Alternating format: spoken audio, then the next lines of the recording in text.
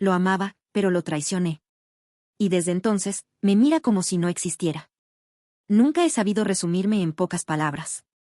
A veces pienso que si alguien me preguntara quién soy, necesitaría una tarde entera para responder. Sin embargo, intentaré ser breve.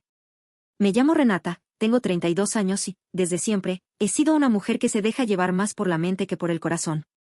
O al menos eso creía. Soy especialista en publicidad y trabajo en una agencia en el centro de la metrópoli, donde todos parecen vivir para sus carreras y nadie se detiene a pensar en los sentimientos.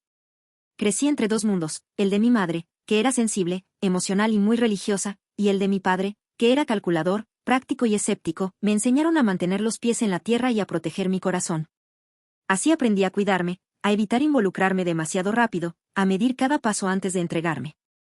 Pero incluso las personas más metódicas cometen errores. No soy la más sociable. No disfruto de los bares ruidosos ni de las conversaciones superficiales. Prefiero los cafés tranquilos, las miradas profundas y las palabras que importan. Aún así, muchas veces actué de manera opuesta solo para encajar. Para no parecer demasiado seria. Para no quedarme sola. Creo que por eso, cuando conocí a Mateo, supe que algo diferente estaba a punto de comenzar. No porque me llenara de mariposas el estómago ni porque fuera exactamente mi tipo, sino porque, por primera vez en años, me sentí desafiada. En alerta, vi algo en el que no encajaba del todo y, en lugar de alejarme, me acerqué. A veces, el corazón reconoce el peligro y aún así elige quedarse. Como si supiera que ahí, justo ahí, se esconde algo que cambiará tu vida para siempre. Lo conocí en una reunión de edición, aunque ni él ni yo trabajábamos en ese campo. Fue un encuentro fortuito.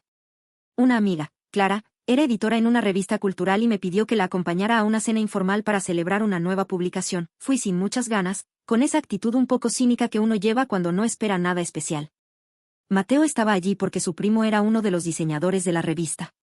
Al verlo, pensé que no era para mí. Tenía un aire misterioso que inicialmente parece encantador, pero que luego, si no se sostiene, se vuelve agotador. Llevaba una camisa blanca mal abotonada, como si se la hubiera puesto apresuradamente. Su cabello era algo largo y desordenado, sus ojos eran oscuros, pero más que el color, me llamó la atención la forma en que me miraba, como si pensara mucho antes de emitir un juicio, como si estuviera analizando cada palabra y gesto. Clara se encargó de presentarnos, aunque no parecía interesada en que habláramos demasiado. Era de esas personas que prefieren a sus amigos en círculos separados, pero Mateo y yo, como si tuviéramos un código en común, comenzamos a charlar sobre libros, política y cine, sobre todo lo que los demás en esa cena evitaban para mantener la atmósfera ligera. Me sorprendió su tono. No intentaba impresionarme, era ácido, irónico, incluso incómodo a veces. Hablaba como si no necesitara caerle bien a nadie. Eso, para alguien como yo, que siempre busca tener el control de su imagen, fue desconcertante y atractivo. Después de esa noche, no lo vi durante semanas. No intercambiamos teléfonos ni redes sociales, pero no dejé de pensar en él. Me pregunté si él también habría pensado en mí. Lo imaginé en su casa, leyendo o escribiendo. Descubrí más tarde que era guionista independiente, tal vez recordando nuestros breves diálogos. Fue él quien se comunicó meses después. Me escribió por Instagram. Había encontrado mi perfil a través de la cuenta de Clara. Me saludó con una frase que no olvidaré: no eres tan amable como aparentas, y eso me gusta. Me reí. Y le respondí. Y así comenzó todo, no con fuegos artificiales, sino con un mensaje que parecía una provocación. Con una tensión extraña. Como si ambos supiéramos que lo nuestro no sería simple, pero queríamos jugar. Mateo era de esos hombres que no hacen planes, que se mueven con una lógica propia. Me contradecía en todo. Nunca me decía lo que yo quería escuchar, y aún así, no podía dejar de hablar con él. Empezamos a vernos en cafés de barrio, en cines con películas raras que solo él conocía. Me enseñó a observar el mundo desde su caos. Y yo, sin darme cuenta, comencé a desordenarme a su lado. Decir que nos enamoramos sería simplificar demasiado lo que pasó entre Mateo y yo. No hubo una chispa única, ni un día específico en el que dijéramos, esto es. Más bien fue una secuencia de decisiones pequeñas, casi imperceptibles, que nos fueron acercando de una manera que a mí, tan estructurada, me confundía y fascinaba al mismo tiempo. Al principio nos veíamos una vez por semana. Luego 2. Y pronto, sin hablarlo demasiado, nuestras rutinas comenzaron a entrelazarse. Me di cuenta porque tenía su cepillo de dientes en mi baño, porque el cajón de mi mesita empezó a llenarse de libros suyos. A él le gustaba dormir con una lámpara encendida, a mí no. Discutíamos por eso y por muchas otras cosas. Pero también nos reíamos mucho. Tenía un humor ácido, afilado, que a veces me hería y a veces me salvaba del peso del día. Yo era más diplomática, pero aprendía a devolverle los comentarios con una sonrisa cargada de ironía. Nos encantaba ese juego. Pasamos muchos fines de semana explorando lugares escondidos de la ciudad, cafés con mesas de madera que crujían al moverlas, bares con luces tenues donde el tiempo parecía diluirse, librerías antiguas con estanterías torcidas, llenas de polvo y secretos. A Mateo le gustaban los lugares con historia, los rincones donde la gente no miraba mucho y donde él podía ser él mismo. Una noche lluviosa, me llevó a un cineclub, vimos una película japonesa sin subtítulos, y aunque no entendí una palabra, recuerdo que fue una de las noches más intensas que compartimos. Me tomó de la mano como si ese gesto no le costara, como si no fuera el mismo que siempre evitaba las demostraciones de afecto. Mis amigas no sabían qué pensar de él. A algunas les parecía interesante, a otras les caía mal. Es raro, decía una. ¿Y tú estás segura de que te quiere?, preguntaba otra. Yo no sabía qué responder. Nunca me decía cosas cursis, nunca hablaba del futuro, pero estaba ahí. Y yo también. A veces eso era suficiente. La primera vez que me dijo, te quiero, fue en voz baja, casi como si se le escapara. Estábamos en su departamento, en su pequeño sofá, él tenía fiebre y yo le ponía un paño húmedo en la frente. Lo dijo mirando hacia otro lado, yo me quedé quieta, como si algo se hubiera roto en el aire. Y respondí, yo también, sin mirarlo, para que no sintiera que lo había acorralado. Mateo tenía cicatrices, no las contaba, pero se notaban en su manera de evitar compromisos, de cerrar conversaciones importantes con un chiste o con silencio. Empecé a intuir que detrás de su forma de amar había miedo. Y en lugar de huir, me sentí responsable, como si fuera mi tarea convencerlo de que el amor no era una trampa. Lo elegí. Con todo y sus manías, con todo y su dolor. Después de casi 2 años de relación, surgió la idea de mudarnos juntos. No fue una propuesta romántica, de esas que uno recuerda con ternura, fue algo práctico. Su arrendador iba a aumentar el alquiler, y yo ya estaba cansada de pagar renta en un estudio oscuro. Me pareció lógico que uniéramos fuerzas, ya pasábamos más tiempo juntos que separados. Pero, en el fondo, había una ilusión más grande que no expresé en voz alta. Yo quería que fuera un paso hacia algo más serio, hacia un compromiso más formal. Hacia una boda, tal vez. No lo decía, porque temía su reacción, pero en silencio, esperaba que compartir un hogar despertara en él las ganas de dar ese salto. Alquilamos un departamento de 2 habitaciones en una zona tranquila. Estaba lleno de luz, con ventanales enormes y piso de madera desgastada, lo pintamos juntos. Discutimos por los colores. Yo quería tonos claros, él prefería algo más sobrio, al final elegimos un gris suave. Acordamos dividir los gastos, y Mateo insistió en que cada uno mantuviera su independencia económica. Por si algo sale mal, dijo, con una media sonrisa que no supe cómo interpretar, el proceso de adaptación fue complejo. Él era desordenado, dejaba los platos sucios en el fregadero, usaba mis productos de baño sin pedirme permiso. Yo tenía rutinas fijas, los domingos me gustaba limpiar la casa al ritmo de música de los años 80, y a él le molestaba el ruido temprano, nos ajustamos, poco a poco, pero nunca sin fricciones. Y lo más importante, nunca hablamos de matrimonio. Una noche lo insinué, después de cenar, no lo hice directamente. Comenté que 2 colegas de la agencia estaban comprometidos, y que me parecía hermoso cuando las parejas decidían construir una vida con un símbolo. Mateo se quedó en silencio, luego me miró y dijo, ¿y para qué complicar lo que ya funciona? Me dolió más de lo que quise admitir. Fingí que no pasaba nada, que era solo una diferencia de perspectiva. Pero algo dentro de mí se quebró esa noche, a partir de entonces, empecé a ver el anillo ausente como una herida abierta. Una señal de que yo lo amaba más que él a mí. No era solo por el símbolo, era por todo lo que representaba, el compromiso, la promesa, la voluntad de construir algo más allá de lo inmediato. Pero Mateo no creía en promesas. Decía que eran trampas, contratos sociales vacíos, que lo importante era el presente, no un papel firmado. Y yo, que siempre me había sentido orgullosa de mi mente racional, empecé a sentirme ridícula por querer lo que él no quería. Y así fue como, sin decirlo, sin discutirlo abiertamente, se instaló entre nosotros una distancia silenciosa, no lo culpaba. Pero me sentía menos. Como si su negativa a casarse fuera una forma sutil de decirme, no eres suficiente, lo seguía amando, pero algo se había torcido. Y comencé a guardarme lo que sentía. A fingir que todo estaba bien, a convertirme en esa mujer que sonríe por fuera y sangra por dentro. Y eso fue el principio de lo que vendría. Hay silencios que se convierten en habitaciones, estancias invisibles donde uno vive con los pensamientos no expresados, con las heridas que no se muestran. Yo habité allí mucho tiempo. Después de la conversación en la que Mateo dejó claro que no creía en el matrimonio, empecé a vivir con una grieta en el pecho, una que no sangraba, pero dolía en los momentos más inesperados.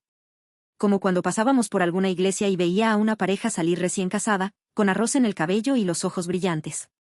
O cuando alguien me preguntaba para cuándo la boda, y yo sonreía forzada, diciendo, no está en nuestros planes, aunque en realidad sí estaba en los míos, me dolía que no quisiera casarse. No porque necesitara una boda de ensueño o una fiesta con 1000 invitados, sino porque sentía que su negativa era un reflejo de algo más profundo, un límite. Una pared emocional que no podía cruzar. Intenté racionalizarlo. Pensar que el compromiso no dependía de un anillo ni de un juez. Me repetía eso como un mantra, pero al mismo tiempo me preguntaba por qué, si él realmente me amaba, no podía simplemente decir que sí. Ese resentimiento, que comenzó como una incomodidad, se fue transformando. Lo disfrazaba bien, cocinaba, reía, hacíamos planes de vacaciones. Pero dentro de mí había algo tenso. Como si, por mucho que me esforzara, él siempre me mantuviera a medio camino. Me sentía elegida, pero no del todo. Como si yo fuera suficiente para vivir juntos, para compartir días, para desvestirnos y dormir abrazados, pero no lo suficiente para decir, sí, contigo quiero envejecer. Con el tiempo, ese pensamiento me cambió, me hizo desconfiar, compararme con otras mujeres, cuestionar mi propio valor. ¿Será que no soy la indicada? ¿Será que está esperando a alguien mejor? Cada vez que lo veía distante, cuando se perdía en sus pensamientos, cuando salía a caminar sin avisar, mi mente tejía historias. No tenía pruebas, pero mi inseguridad se volvió su sombra. Nunca se lo dije. Jamás le confesé que lloré sola algunas noches, en la ducha, porque sentía que me amaba a su manera, sí, pero no de la forma en que yo necesitaba ser amada, y como no lo decía, empecé a buscar alivio en otras cosas. Me volví más activa en redes sociales. Me arreglaba más para salir sola, me reencontré con amigas del pasado. Necesitaba sentirme vista. Deseada, elegida, aunque fuera por otros ojos. Fue en esa etapa cuando conocí a Julián.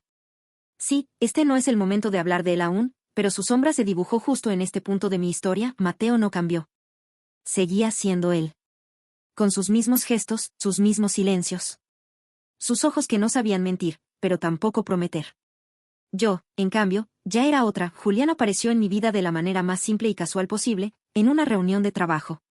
No trabajaba directamente conmigo, pero había sido contratado como consultor externo para un proyecto de diseño gráfico. La primera vez que hablamos fue por un error en una entrega. Me llamó por teléfono, y en lugar de abordar el problema, me hizo reír. Así de sencillo.